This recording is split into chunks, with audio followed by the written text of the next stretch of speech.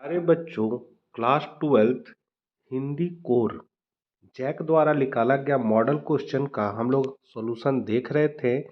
Objective प्रश्नों को हम लोगों ने समाप्त कर लिया है। अब हम लोग सब्जेक्टिव प्रश्नों की ओर बढ़ेंगे। चैनल पर पहली बार है तो ज़रूर सब्सक्राइब कर ले, क्योंकि इसी तरह की वीडियो आपको मिलते रहेगी जो आपके लिए परीक्षा उपयोगी साबित होगी। तो हम लोग 31 से शुरू करते हैं। वीडियो ज़्यादा लंबा अगर होने लगेगा तो हम लोग वहीं स्टॉप कर देंगे और फिर नेक्स्ट वीडियो में आगे के प्रश्नों को भी देख लेंगे। तो सबसे पहले हम लोग 31 नंबर क्वेश्चन को देखते हैं, जो आपका टोटल आपको 6 क्वेश्चन बनाना है, 2 नंबर का है। इसका मतलब ये अति लघु उत्तरीय प्रश्न है। तो 31 नंबर क्वेश्चन कहता है, शीतल वाणी में आग होने का क्या अभिप्राय है। तो इसका आंसर होगा, शीतल वाणी में आग होने का अभिप्राय यह है कि उसकी वाणी में शीतलता भले ही दिखाई देती हो, पर उसमें आग जैसे जोशीले विचार भरे रहते हैं। उसके दिल में इस जग के प्रति विद्रोह की भावना है, पर वह जोश में होश नहीं खोता। वह अपनी वाणी में शीतलता बनाए रखता है। यहाँ आग से अभिप्राय कवि की आंतरिक पीड़ा से है। 32 नंबर है, कविता के बहाने के आधार पर बताएं कि सब घर एक कर देने के माने क्या है। तो इसका अर्थ है भेदभाव, अंतर व अलगाववाद को समाप्त करके सभी को एक जैसा समझना। जिस प्रकार बच्चे खेलते समय धर्म, जाति, संप्रदाय, छोटा बड़ा, अमीर गरीब आदि का भेद नहीं करते, उसी प्रकार कविता को भी किसी एक वाद या सिद्धांत या वर्ग विशेष की अभिव्यक्ति नहीं करनी चाहिए। कविता शब्दों का खेल है। कविता का कार्य समाज में एकता लाना है। 33 नंबर क्वेश्चन है, तुलसी ने अपने को गुलाम है राम को क्यों कहा है। इसका आंसर है, तुलसी मूलतः भक्त है। कविता तो आराध्य के गुणगान का माध्यम है। भक्ति के 9 भेद है, जिनसे एक दास्य भाव की भक्ति होती है। दास भाव की भक्ति में भक्त अपने को दीनहीन, नीच, पतित मानता है और अपने आराध्य के सम्मुख अपनी हीनता का वर्णन करता है। तुलसी लिखते हैं, राम सौ बड़ो को मौ सौ कौन छोटो। राम सौ खरो है कौन, मौ सौ कौन खोटो। इस भावना से भावित होकर तुलसी अपने को राम का गुलाम कहते हैं। 34 है, आलोक धनवा अथवा धर्मवीर भारती की किन्हीं 2 रचनाओं के नाम लिखिए। तो आलोक धनवा का है भागी हुई लड़कियां और दूसरा है सफेद रात। धर्मवीर भारती का है पहला गुनाहों का देवती और सूरज का 7वां घोड़ा। 35 नंबर क्वेश्चन है, किस तरह का बाजार आदमी को ज़्यादा आकर्षित करता है। तो चकाचौंध और सजावट से भरपूर बाजार आदमी को ज़्यादा आकर्षित करता है। 36 है, द्विवेदी जी ने सीरीज को कालजयी अवधूत मतलब सन्यासी क्यों माना है। तो द्विवेदी जी सीरीज को अवधूत इसलिए मानते हैं क्योंकि सीरीज का फूल भी एक सन्यासी की तरह सुख और दुख की परवाह नहीं करता और एक शास्त्रीय अवधूत की तरह जीवन की अजेयता के मंत्र की घोषणा करता है। 37 है आपका, खेतों पर आनंद क्या काम करता था। तो खेतों पर आनंद सारे दिन निराई गुड़ाई का काम करता था। वह फसलों की रक्षा भी करता था। ईख पेरने के लिए वह कोल्हू भी चलाता था। इसके अलावा उसे भैंसें भी चरानी पड़ती थी। इसके बावजूद उसे पिता का गुस्सा भी झेलना पड़ता था। 38 है, भूषण के बारे में बताएं। तो रीतिकाल के 3 प्रमुख हिंदी कवियों में से एक है। अन्य 2 कवि हैं बिहारी तथा सिंगार रस में रचना कर रहे थे। वीर रस में प्रमुखता से रचना कर भूषण ने अपने को सबसे अलग साबित किया। भूषण की उपाधि उन्हें त्रिकुट के राजा हृदय राम के पुत्र रुद्रशाह ने प्रदान की थी। अब यहाँ से टोटल 6 क्वेश्चन है, 3 नंबर का आपको बनाना रहेगा। 39 नंबर क्वेश्चन है, कैमरे में बंद अपाहिज करुणा के मुखौटे में छिपी क्रूरता की कविता है, विचार कीजिए। इसका आंसर है, यह कविता मानवीय करुणा जो प्रस्तुत करती ही है, साथ ही इस कविता में उन लोगों की बनावटी करुणा का वर्णन भी मिलता है जो दुख दरिद्रता को बेचकर यश प्राप्त करना चाहते हैं। एक अपाहिज व्यक्ति के साथ झूठी सहानुभूति जताकर उसकी करुणा का सौदा करना चाहते हैं। एक अपाहिज की करुणा को पैसे के लिए टीवी पर दर्शाना वास्तव में क्रूरता की चरम सीमा है। 40 नंबर है, भाषा को सहूलियत से बरतने का क्या अभिप्राय है? तो भाषा को सहूलियत से बरतने का अर्थ यह है कि रचनाकार भावों के अनुरूप ही सरल, सहज एवं साग्रह शब्दावली का प्रयोग करें। अनावश्यक आडंबरपूर्ण गूढ़ शब्दावली कथ्य के प्रभाव को कम करती है और इससे कविता अपने उद्देश्य से भटक जाती है। क्लिष्ट भाषा के दुष्चक्र में फंसे बिना कवि को सरलतम शब्दों में अपनी बात अपने श्रोताओं एवं पाठकों तक पहुंचानी चाहिए। 41 है, कवितावली के छंदों के आधार पर बताएं कि तुलसीदास को अपने युग की आर्थिक विषमता की अच्छी समझ है।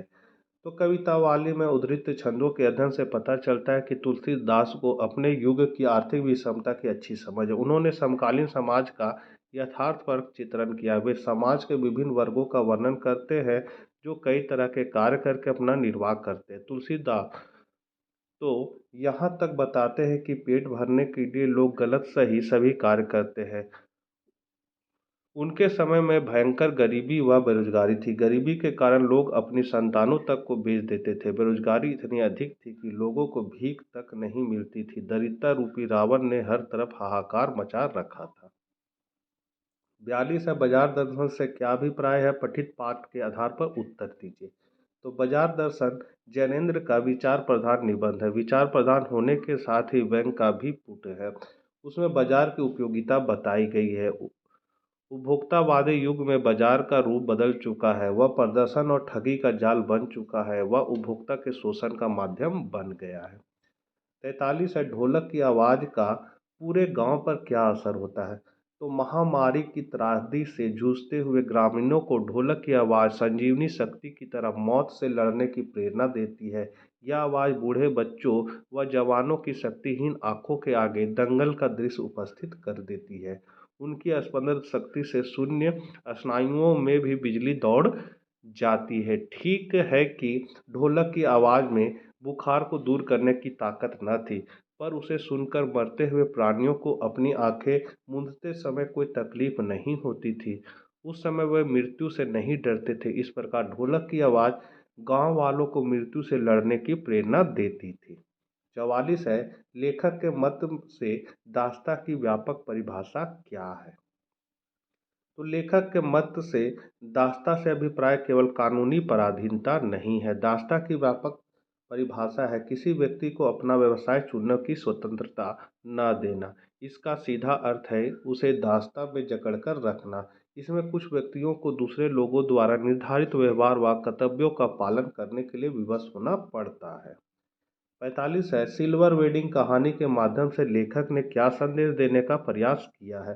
तो इस कहानी के माध्यम से लेखक ने यह संदेश देने का प्रयत्न किया है कि दो पीढ़ियों के बीच विचारों में काफ़ी अंतर होता है और पीढ़ी को अपने विचारों के टकराव को टालना चाहिए। पुरानी पीढ़ी को नई परंपराओं और नए परिवर्तन से सामंजस्य को सहज रूप से लेना चाहिए और उनके साथ सामंजस्य बनाकर रखना चाहिए। वहीं नई पीढ़ी को भी पुरानी पीढ़ी के संस्कारों और उनकी परंपराओं को सम्मान देना चाहिए। दोनों पीढ़ियां आपस में सामंजस्य कर विचारों के टकराव से बच सकती है। हर नया अच्छा नहीं होता और हर पुराना बुरा नहीं होता। उसी तरह हर पुराना अच्छा नहीं होता और हर नया बुरा नहीं होता। यह सिद्धांत दोनों पीढ़ियों को अपनाना चाहिए। 46 है, सिंधु सभ्यता साधन संपन्न थी पर उसमें भव्यता का आडंबर नहीं था। कैसे? तो सिंधु सभ्यता एक साधन संपन्न सभ्यता थी परंतु उसमें राज सत्ता या धर्म सत्ता के चिन्ह नहीं मिलते। वहाँ के नगर योजना, वास्तुकला, मुहरों, ठप्पों, जल व्यवस्था, साफ सफाई और सामाजिक व्यवस्था आदि की एकरूपता द्वारा उनमें अनुशासन देखा जा सकता है। यहाँ पर सब कुछ आवश्यकताओं से ही जुड़ा हुआ है। भव्यता का प्रदर्शन कहीं नहीं मिलता। अन्य सभ्यताओं में राजतंत्र और धर्मतंत्र की ताकत को दिखाते हुए भव्य महल, मंदिर और मूर्तियां बनाए गए, किंतु सिंधु घाटी सभ्यता की खुदाई में छोटी छोटी मूर्तियां, खिलौने, मृद भांड, नावें मिली है। नरेश के सर पर रखा मुकुट भी छोटा है। इसमें प्रभुत्व या दिखावे के तेवर कहीं नहीं दिखाई देते हैं। अब है निम्नलिखित में किन्हीं तीन प्रश्नों के उत्तर दें। मतलब यहाँ से आपका दीर्घ उत्तरीय प्रश्न है और आपको तीन क्वेश्चन बनाना है। तो सबसे पहले 47 नंबर क्वेश्चन है, झारखंड और पर्यटन अथवा प्रदूषण की समस्या पर एक निबंध लिखिए।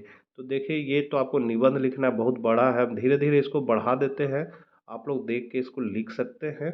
झारखंड और पर्यटन में सबसे पहले आपको भूमिका लिख देना है। भूमिका के बाद आपको अब जो आपका पर्यटन स्थल है उसके बारे में थोड़ा सा दो लाइन लिख देना। सबसे पहले हुंड्रू जलप्रपात है, फिर जोहना जलप्रपात है, दसम जलप्रपात है, पंचघाघ है, बिरसा जैविक उद्यान है, टैगोर हिल है। देखिए बच्चों, इसको आप लोग वीडियो को पॉज कर करके आप इसको उतार लीजिए कॉपी में और याद कर लीजिएगा। वीडियो बहुत लंबा हो जाएगा, इसीलिए मैं जल्दी जल्दी थोड़ा से बढ़ा देता हूँ। आप लोग आराम से देख के इसको लिख सकते हैं। गोदा पहाड़ी, रांची झील है, पतरातू घाटी है, क्रोकोडाइल पार्क है, पहाड़ी मंदिर है। ये आपको क्रोम ब्राउज़र में DRGP82 लिख कर सर्च कीजिएगा तो वो साइट पर भी आपको ये वाला सारा नोट्स मिल जाएगा PDF फॉर्मेट में। तो यहाँ वहाँ से भी आप देख के इसको उतार सकते हैं। देवड़ी मंदिर है, जगन्नाथपुर है, सूर्य मंदिर है, रजरप्पा मंदिर है, बैजनाथ धाम है, भद्रकाली मंदिर, नगर मंदिर, बिरसा मिर्ग, अगराबाड़ी, नेतरहाट, पारसनाथ, बेतला राष्ट्रीय उद्यान, Hazaribagh national park, jubilee park, Ram Rekha, Sanda वन, धनबाद, बोकारो। उसके बाद है प्रदूषण की समस्या। तो प्रदूषण की समस्या भी आपका निबंध ही है, तो इसमें सबसे पहले प्रस्तावना है। प्रदूषण का अर्थ के बारे में बताया गया है। उसके बाद प्रदूषण 3 प्रकार के हैं, वायु प्रदूषण, जल प्रदूषण और आपका ध्वनि प्रदूषण। तीनों के बारे में लिख देना है। फिर प्रदूषण के दुष्परिणाम के बारे में आपको लिखना है कि इससे क्या दुष्परिणाम होते हैं, क्या क्या बीमारी होती है, प्रदूषण के क्या क्या कारण है, तो आपको कुछ कारण दे देना है और फिर उसके सुधार के उपाय को लिख देना है। तो ये आपका निबंध कंप्लीट हो जाएगा। उसके बाद है तंबाकू निषेध कार्यक्रम के सकारात्मक प्रभावों को रेखांकित करते हुए किसी दैनिक समाचार पत्र के संपादक को पत्र लिखिए। तो यहाँ लिखे हैं, सेवा में संपादक महोदय, प्रभात खबर रांची महाशय, आपके सजग एवं लोकप्रिय समाचार पत्र के माध्यम से तंबाकू निषेध कार्यक्रम के सकारात्मक प्रभावों की जानकारी लोगों तक पहुंचाना चाहता हूं। तंबाकू नियंत्रण कार्यक्रम तंबाकू मुक्त इंडोर और आउटडोर क्षेत्रों का निर्माण करके तंबाकू उत्पादकों तक युवा लोगों की पहुंच को प्रतिबंधित करके तंबाकू विज्ञापन को सीमित करके निरंतर प्रति विज्ञापन अभियान चलाकर तंबाकू उत्पादकों की लागत में वृद्धि करके और आसानी से सुलभ तंबाकू प्रदान न करके जनसंख्या स्तर पर तंबाकू उपयोग को कम कर सकते हैं। तो ये सब जो चर्चा हुआ है कार्यक्रम में, उसी के बारे में आपको संपादक महोदय को पत्र लिख देना है। फिर लिखना है, अतएव आपसे निवेदन है कि अपने माध्यम से जिला प्रशासन को हमारे कार्यक्रम से अवगत कराकर इसका निदान कराने की कृपा करें। मतलब तंबाकू से कैसे निदान मिलेगा, वो सब उपाय को यहाँ बताया गया, उसको अमल में लाना है। इसके लिए एक क्षेत्र के नागरिकगण आपके आभारी होंगे। सर धन्यवाद, तिथि दे देना है, भवदीय एक प्रबुद्ध नागरिक, मोहल्ला और जिला लिख देना है। उसके बाद 39 है, अपने मोहल्ले की सफाई के लिए नगर पालिका अध्यक्ष को एक पत्र लिखना है।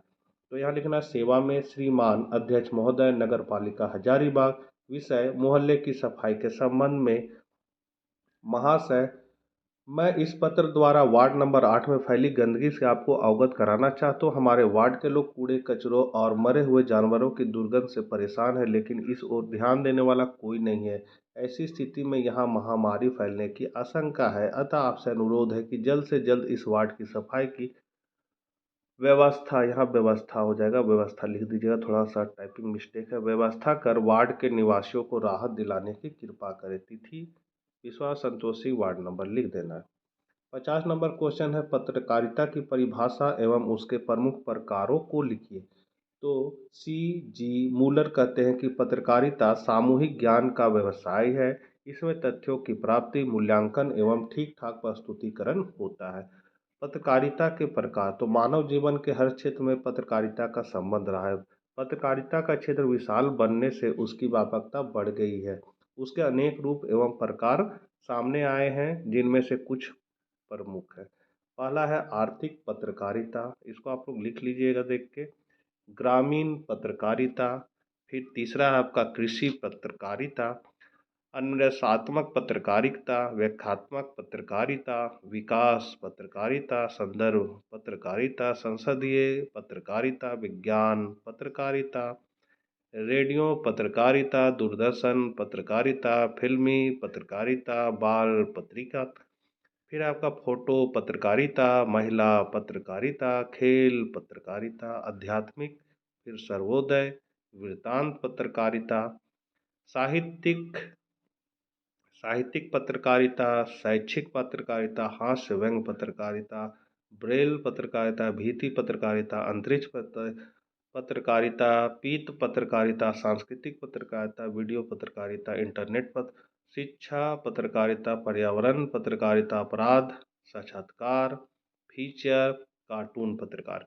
तो बच्चों वीडियो बहुत लंबा हो जाएगा, इसीलिए थोड़ा बढ़ा बढ़ा के आपको दिखा दे रहे ताकि आप इस तरह लिख सकते हैं। और ये कंप्लीट वीडियो रहेगा, इसमें पूरा सब्जेक्टिव को एक ही बार में बता दे रहे हैं, बार बार कितना पार्ट बनाते रहेंगे आप भी परेशान हो जाइएगा। अब लास्ट आपका है 51 नंबर। तो जीर्ण बाहु है सिर शरीर तुझे बुलाता किससे कदीर, मतलब इसका आपको काव्य सौंदर्य लिखना है। तो इसको हम लोग लिखेंगे, बादल राग कविता का प्रसंग है पूर्वता। इस पंक्तियों में निराला जी निर्धन किसान की दयनीय व दुखद स्थिति का वर्णन करते हैं और जमींदार व साहूकार वर्ग के अत्याचारों को दूर करने के लिए किसानों द्वारा क्रांति का आह्वान कराते हैं। इसका काव्य सौंदर्य भाव पक्ष है। निराला ने इस कविता मतलब पद्यांश में किसानों की दीनहीन दशा का चित्रण भी किया है। वह शोषित कृषक विप्लव के बादलों को आमंत्रित करता है। दूसरा है अविधा शब्द शक्ति का भरपूर योग्यता से प्रयोग हुआ है। कला पक्ष है। इसका मुक्तक छंद में प्रस्तुत पंक्तियों में शब्द चयन पर विशेष बल दिया गया है। अनुप्रास अलंकार के प्रयोग से भावाभिव्यक्ति में वृद्धि हुई है। प्रार्थना परक करुणा रस की शोभा पद्यांश की सुंदरता में वृद्धि करती है और नाम सौदल से शिल्प को अद्वितीय रूप प्रदान करती है। 52 नंबर क्वेश्चन है, आंगन में लिए चांद के टुकड़े को खड़ी हाथों पे झूलती उसे गोद में भर के। इसका भी आपको काव्य सौंदर्य लिखना है। तो इसमें शब्दार्थ है, चांद का टुकड़ा बहुत प्यारा होता है, गोद भरी गोद में भरकर होता है, आंचल में लेकर मने लोका देती है, उछाल देती है। प्रसंग है इसका प्रस्तुत काव्यांश हमारी पाठ्य पुस्तक आरोह भाग 2 में संकलित रुबाइयाँ से उद्धृत है। इसके रचयिता उर्दू फारसी के प्रमुख शायर फिराक गोरखपुरी है। इस रुबाई में कवि ने माँ के स्नेह का वर्णन किया है। व्याख्या है, शायर कहता है कि एक माँ चांद के टुकड़े अर्थात अपने बेटे को अपने घर के आंगन में लिए खड़ी है, वहीं अपने चांद के टुकड़े को अपने हाथों पर झुलाने लगती है। बीच बीच में वह उसे हवा में उछाल कर भी देती है। इस प्रक्रिया में बच्चा प्रसन्न होता है तथा बच्चे की खिलखिलाहट भरी हंसी गूंजने लगती है। विशेष है कि माँ द्वारा बच्चे को झुलाना, बच्चे का हंसना आदि स्वाभाविक क्रियाएं हैं। स्वाभोक्ति अलंकार है। फिर वात्सल्य रस है। दृश्य बीम है, आंगन के लिए चांद के टुकड़े को खड़ी गोद भरी आंखों पे झुलाती हवा में तो लौका देती है। अंतिम पंक्ति में श्राव्य है, चांद के टुकड़े मुहावरे का सुंदर प्रयोग है। रह रख में पुनरावृत्ति प्रकाश अलंकार है। लौका देना देशज भाषा का प्रयोग है और उर्दू हिंदी मिश्रित शब्दावली है। तो बच्चों ये आपका complete Hindi core model question जो जैक द्वारा निकाला गया है कंप्लीट हो गया है। आप इसको बढ़िया से नोट कर ले, सारे परीक्षा उपयोगी है। और भी महत्वपूर्ण प्रश्न का वीडियो जल्द ही मैं चैनल पर लाऊंगा। आप लोग चैनल पर अगर नए हैं तो सब्सक्राइब कर ले और हिंदी कोर को यह वीडियो जरूर शेयर कर दे। तो मिलते हैं नेक्स्ट वीडियो के साथ, तब तक के लिए आज्ञा दीजिए। जय हिंद, जय भारत।